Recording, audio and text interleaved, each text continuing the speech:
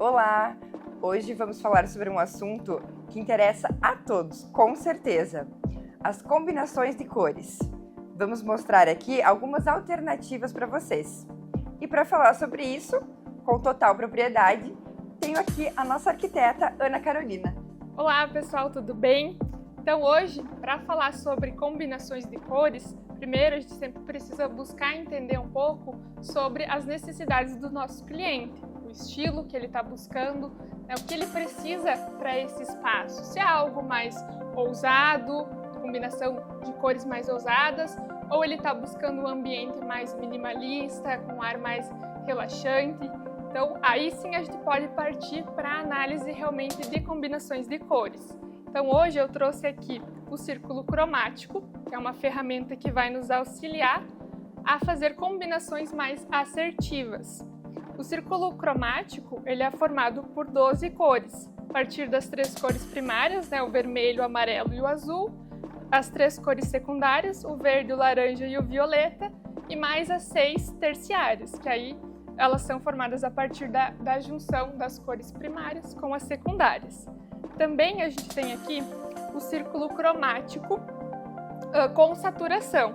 Ele vai ter uma maior saturação ou menor saturação, que fica mais fácil para a gente analisar então aonde os padrões amadeirados vão se encaixar nas nossas combinações. Tá? E quais seriam então as melhores combinações para a gente fazer? Bom, eu trouxe aqui um exemplo para a gente fazer juntos, tá? Eu escolhi aqui o padrão verde da cartela da Boa Vista, que é esse verde acinzentado, e aí a gente vai fazer 4 análises, tá? A primeira delas é a análise monocromática. Então, o verde, eu posso dizer que ele o verde se classifica na coluna das cores verdes. Então, na análise monocromática, a gente vai estar trabalhando com padrões em degradê em tons de verde. Então, que se identifica aqui na nossa cartela o mint. Então, o mint e o verde, eles formam uma combinação monocromática.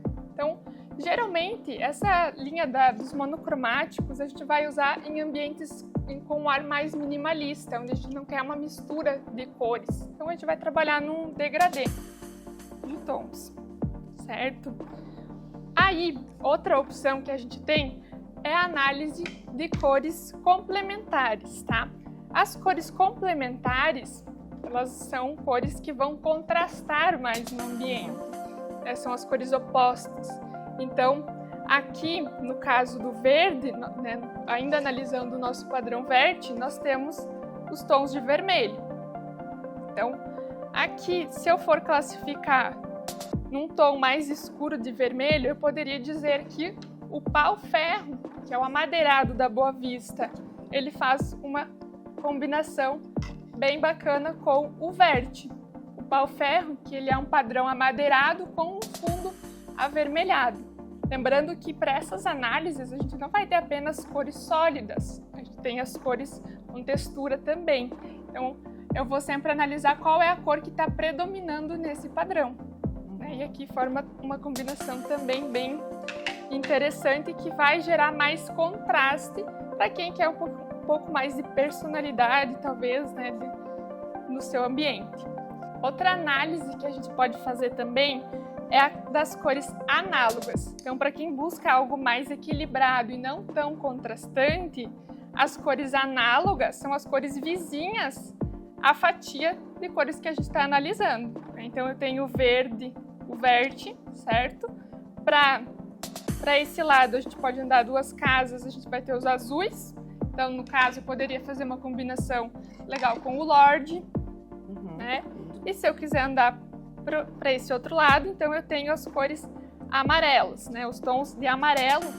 E aí, a gente separou aqui o curupixá e o carvalho. Então, são 2 padrões de amadeirado que tem esse fundo mais predominante, no amarelo, um amarelo mais queimado até, mas que poderia então fazer uma combinação muito interessante também com o verde, mais equilibrada então. E a quarta análise que a gente pode estar fazendo é a da tríade. A tríade a gente vai traçar como se fosse um triângulo equilátero e vai poder combinar então 3 padrões de MDF. Então, no caso aqui do verde, se eu selecionar então, algum nos tons de laranja e outro nos tons de violeta.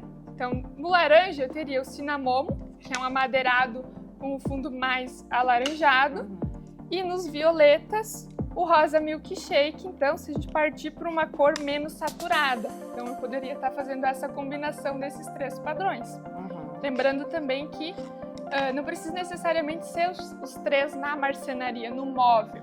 Eu posso usar o amadeirado no piso ou uma dessas outras cores na parede. Uma decoração. Uma decoração também. Então, ela é bacana para analisar 3 cores juntas que combinam, fazem essa combinação mais interessante. Então, essa percepção das cores também é interessante a gente levantar, que varia de pessoa para pessoa.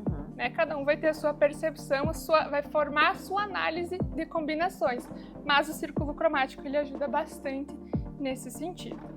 Permite visualizar melhor, né? Isso, exatamente. E eu percebi, Ana, que não tem nem preto nem branco. Realmente. Por que isso? Realmente, vocês podem perceber que não tem o preto nem o branco no círculo cromático, e nem cinza, né? Então, essas cores elas são consideradas acromáticas. Ou seja, então toda essa paleta que vai passar do branco ao preto pelos cinzas, todos os tons de cinza, ela é considerada neutra. Então elas são de fácil combinação com essas outras cores aqui do círculo cromático. Ana, e me diz uma coisa, dentre todas essas cores do círculo cromático, tem alguma cor que você diz que não fica legal, que não combina?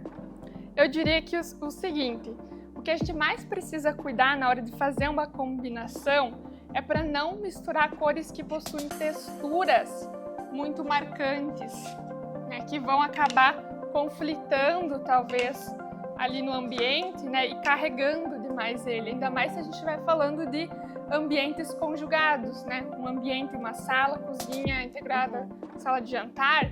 Eu sempre vou buscar cuidar para não misturar muitas texturas, usar talvez o mesmo amadeirado que vai trazer uma integração e uma harmonia para esse ambiente. Muito obrigada, Ana, por todas as suas dicas. Com certeza serão muito bem aproveitadas por vocês. Até a próxima!